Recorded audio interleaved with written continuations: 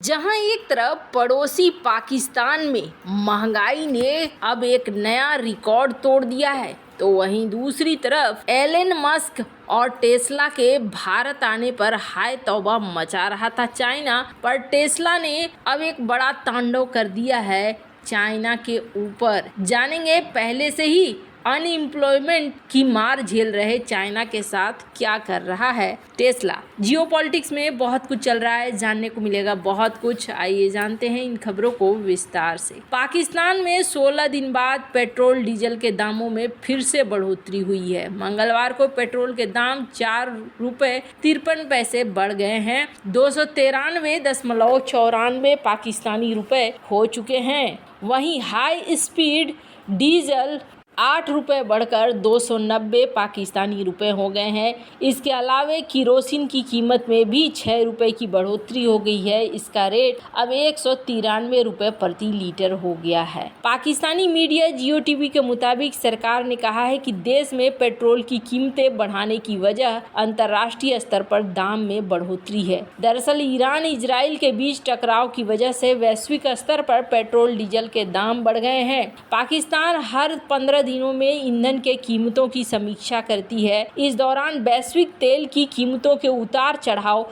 और स्थानीय मुद्रा के एक्सचेंज रेट के आधार पर इन्हें बढ़ाती या घटाती है। इससे पहले 1 अप्रैल को पेट्रोल की कीमत में 9 रुपये बढ़ा दिए गए थे और तब इसकी वजह टैक्स की चोरी को बताया गया था। इसके बाद अप्रैल महीने में पेट्रोल की कीमत कुल 13 अप्रैल बढ़ोतरी हुई थी। इससे पहले 16 मार्च को सरकार ने पेट्रोल और डीजल की कीमतों में बदलाव नहीं किए थे और प्रति लीटर पेट्रोल की कीमत 279 रुपये थी और डीजल की कीमत 285 रुपये थी। पेट्रोल का ज्यादातर इस्तेमाल प्राइवेट ट्रांसपोर्ट, छोटे वाहनों के लिए किया जाता है। इसकी वजह से दाम बढ़ने का सीधा असर पाकिस्तान के मिडिल क्लास और लोअर क्लास लोगों के जेब पर पड़ेगा। वहीं डीजल का यूज ट्रांसपोर्ट में इस्तेमाल होने वाले वाहन जैसे कि ट्रेन, ट्रक, बस में होता है। डीजल के दाम में बढ़ोतरी की वजह से ट्रांसपोर्ट कॉस्ट बढ़ जाता है, जिसका असर दूसरे सामानों की कीमतों पर भी पड़ेगा। इसका खामियाजा भी मिडिल और लोअर क्लास को ही उठाना पड़ेगा। पाकिस्तानी मीडिया द डॉन की रिपोर्ट के मुताबिक सरकार पेट्रोल डीजल पर प्रति 60 रुपये टैक्स ले रही है।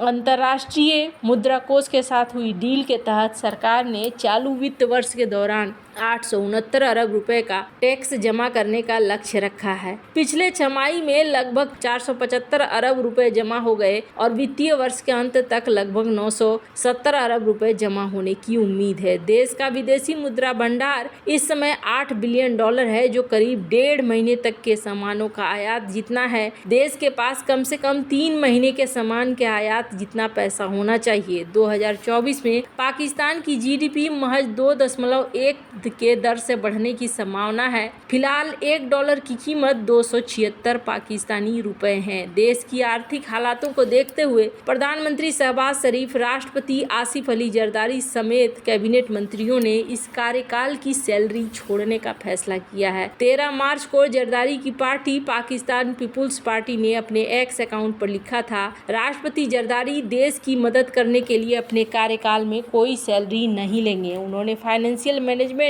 और राष्ट्रीय राजस्व पर बोझ नहीं डालने का फैसला किया था। इमरान सरकार गिरने के बाद 30 रुपये गिरा था पाकिस्तानी रुपया और उसके बाद ये देखने को मिल रहा है कि यहाँ भारी गिरावट हुई है। पाकिस्तानी रुपये $1 के मुकाबले 2022 में 174 थी, तो अब ये बढ़कर 204 हो गई है। अब अगर फिर से पाकिस्तान में राजनीतिक अस्थिरता आती है तो उसका असर वहाँ की करेंसी पर देखने को मिलेगा। खैर, जहाँ एक तरफ ये सब कुछ हो रहा है, वहीं दूसरी तरफ आपको बता दें अभी टेस्ला आया भी नहीं, सिर्फ नाम ही आ रहा था कि टेस्ला और भारत के बीच में यहाँ एग्रीमेंट बनने को जा रहा है और ये एग्रीमेंट धमाकेदार होने वाला है। तो बस इसी खबर भर से चाइना में बड़ी हलचल मची हुई थी। टेस्ला के CEO Elon Musk PM Modi से मिलने आ रहे हैं। इस पर ये ग्लोबल टाइम्स ने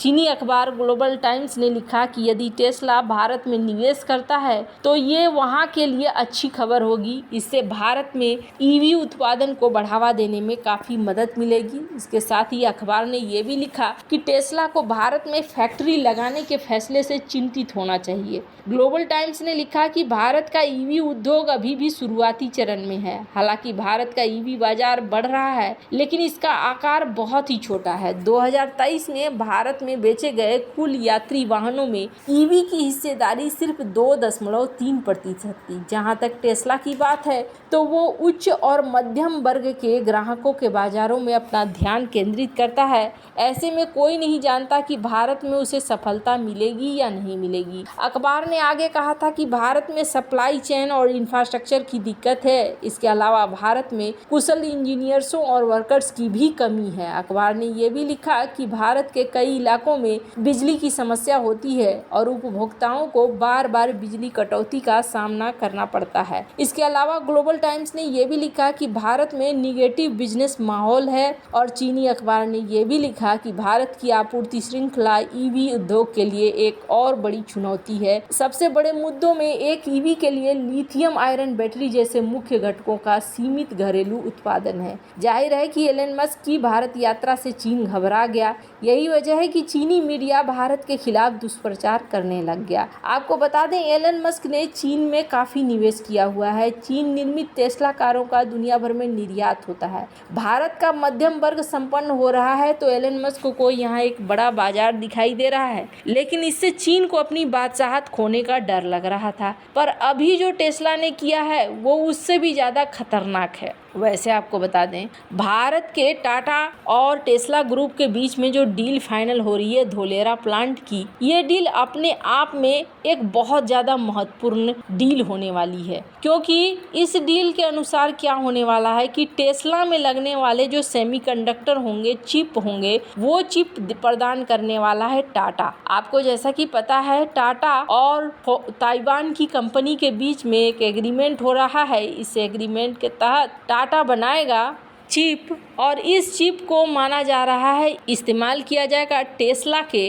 कारों में। ताइवान की कंपनी है power chip semiconductor manufacturing corporation, जो गुजरात में टाटा के साथ मिलकर यहाँ पर चिप बनाने का काम कर रही है। मतलब यहाँ पर देखेंगे आप तो टेस्ला ग्रुप को यहाँ बना बनाया चिप भी मिलना शुरू हो रहा है और भारत सरकार ग्लोबल चिप रेस में भी शामिल हो रही है। बहुत ही तगड़ा वाला प्लान है यहाँ पर जो आपको देखने को मिल रहा है। अब इसी बीच चाइना के ऊपर और अमेरिका के ऊपर, दोनों के ऊपर एक बड़ा तांडव कर दिया है टेस्ला ने दरअसल फायरिंग के आदेश दे दिए हैं और कहा है कि 10% तक एम्प्लॉय को निकाला जाएगा। अब ऐसा क्यों किया जा रहा है? ऐसा करने के पीछे सबसे बड़ी बात है चाइना की BYD। चाइना ने जो इलेक्ट्रिक वाहन निकालने शुरू कर दिए हैं, उस इलेक्ट्रिक वाहन की वजह से कंपटीशन का माहौल हो गया है और इस कंपटीशन के माहौल में